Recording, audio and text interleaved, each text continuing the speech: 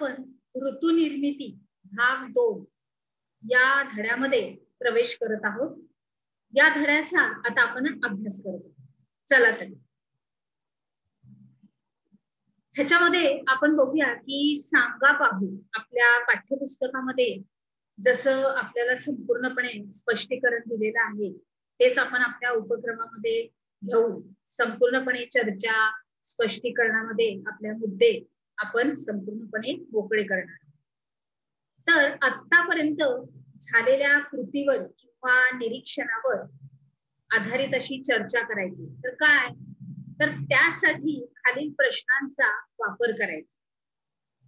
जून, September आणि डिसेंबर महिन्यातील दिनमानाच्या नोंदीचा एक तक्ता वापरायचा. विद्यार्थी मित्रांनो, आपण बघतो की साधारणार्थ जर आपण ऋतू या धड्याचाच अभ्यास करत आहोत तर आपल्याला प्राथमिक माहिती पाहिजे की जून, जुलै, ऑगस्ट, सप्टेंबर हे 4 महिने पावसाचे असतात. त्याच्यानंतर ऑक्टोबर, नोव्हेंबर, डिसेंबर आणि जानेवारी हे आपण काय पकडतो, थंडीचे महिने. त्याच्यानंतर साधारणार्थ फेब्रुवारी, मार्च, एप्रिल आणि मे हे 4 दिवस असतात उन्हाळ्याचे. तर मग आपल्याला हे ऋतू तर माहित आहे. तर मग आता इथं आपल्याला काय दिलंय, तर या महिन्यातल्या म्हणजे एक विशिष्ट महिने असे दिले की जूनच दिलाय, सप्टेंबर एक दिलाय, डिसेंबर एक दिलाय आणि ह्या दिनमानाच्या नोंदीचा तक्ता वापरायचा. तर कोणत्या महिन्यामध्ये दिन मात्र साधारणपणे 12 तासांचे होते.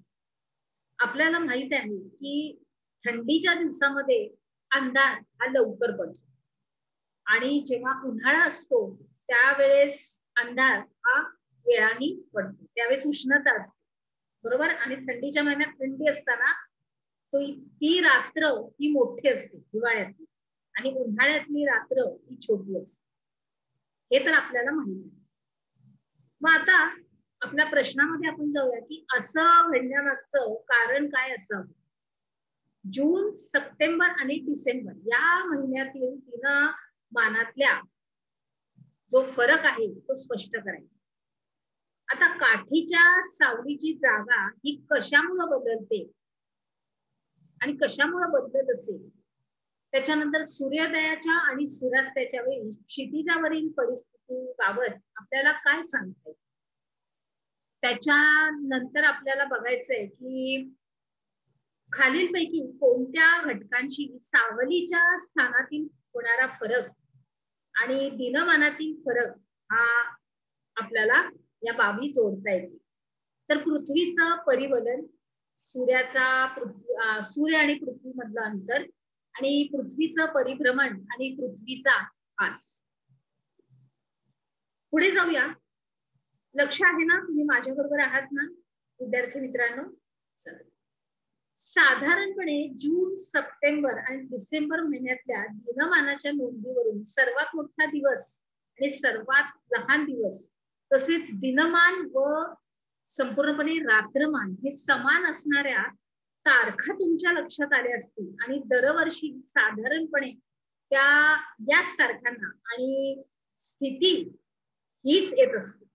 आणि सावलीच्या प्रयोगावरून सूर्योदयाच्या स्थानामध्ये बदल झाल्याचे आपण पाहिले. मग आता दिनमानात होणारा बदल तसंच सूर्योदयाच्या स्थानामध्ये होणारा बदल हा कशामुळे होता याची माहिती आता आपण मिळवूया. चला. सूर्याचे संपूर्णपणे हे भासमान असं भ्रमण, संपूर्णपणे भ्रमण.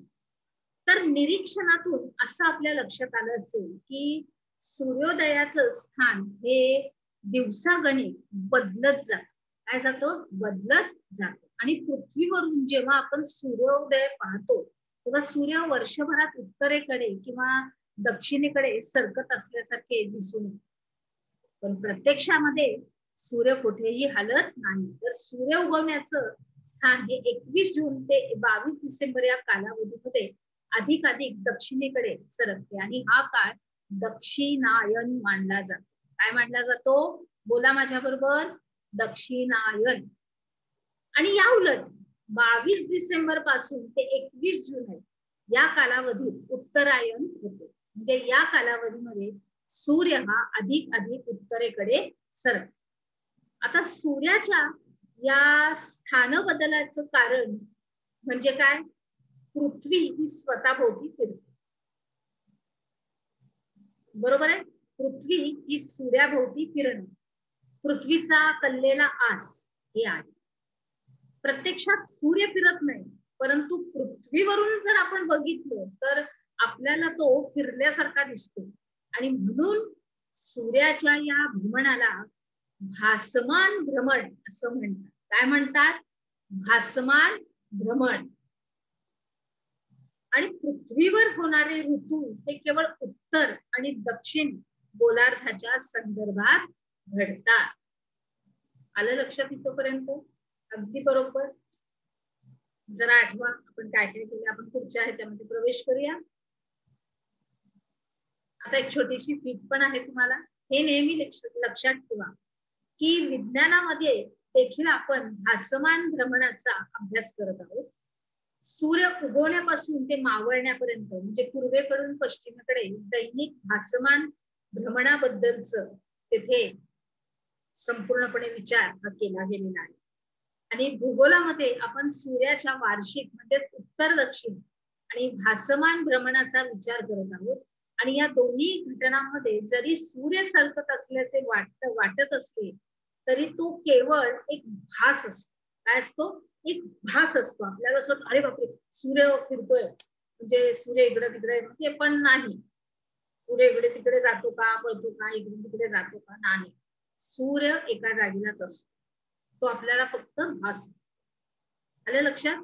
दैनिक भासमान भ्रमण हे परिवलनाशी निगडित आहे. म्हणजे वार्षिक भासमान भ्रमण हे परिभ्रमण आणि पृथ्वीच्या कललेल्या आसाशी असं संबंधित आहे. आता आकृती क्रमांक 8.1 च अगदी काळजीपूर्वक निरीक्षण करायचं आहे आणि उत्तरं लिहायची. आकृत्यामधल्या तारखानुसार तुम्ही राहत असलेल्या उत्तर गोलार्धाची सूर्य सापेक्ष स्थिती ही कशी असेल? चला तर बघूया. आता वेळ घालवण्यात अर्थ नाही. आपल्याला आपली आकृती बघितली पाहिजे. त्याच्यामध्ये ऋतुचक्र, त्याच्यानंतर अयनदी आणि संपाद्य ही संपूर्णपणे आपल्याला दाखवले. अर्थात तुम्ही संपूर्णपणे ही जी आकृती आहे तिचं निरीक्षण करायचं. उन्हाळ्यातील स्थिती, आयन स्थिती, त्याच्यानंतर 21 मार्च मध्यभागी सूर्य आहे, पृथ्वी त्याच्या भोवती फिरतीये, त्याच्याप्रमाणे आपले ऋतुमान चक्र कसे बदलत आहेत, कोणती स्थिती कुठे आहे हे सगळं इथं आपल्याला दिसतं. उत्तर गोलार्धामध्ये 22 डिसेंबरच्या सुमारास कोणता ऋतू तुम्ही अनुभवता? त्याच्यानंतर उत्तर गोलार्धामध्ये 21 जून रोजी कोणता ऋतू असेल? त्याच्यानंतर उत्तर गोलार्धात हिवाळा असेल तर विरुद्ध गोलार्धामध्ये त्यावेळी कोणता ऋतू असेल? त्याच्यानंतर उत्तर आणि दक्षिण या गोलार्धामध्ये कोणत्याही एका वेळी वेगवेगळी ऋतू असण्याचे कारण काय असेल? ही सगळ्या प्रश्नाची उत्तरं तुम्हाला अर्थात आपल्या वहीमध्ये नोंद करायची. आलं लक्षात? थोडस हे होतं, आपण सूर्य, पृथ्वी, परिवलन थोडस आठवावं लागेल आपल्याला, थोडस आढावा घ्यावा लागतो, पाठ्यपुस्तक वाचावं लागेल. माझं स्पष्टीकरण आहे, मुद्दे स्पष्ट आहे. बरोबर? पुढे जाऊया. आपण काय शिकलो या अंतर्गत आपण बघूया की उत्तर गोलार्धात ऋतूंची निर्मिती ही कशामुळे होते. ह्या प्रश्नाचं उत्तर तुम्ही लिहायचंय आपल्या अर्थात आपल्या वहीमध्ये नोंद करून घ्यायचं. चला तर मग पुढच्या विभागात आपण आता प्रवेश करू की काय काय आहे. आता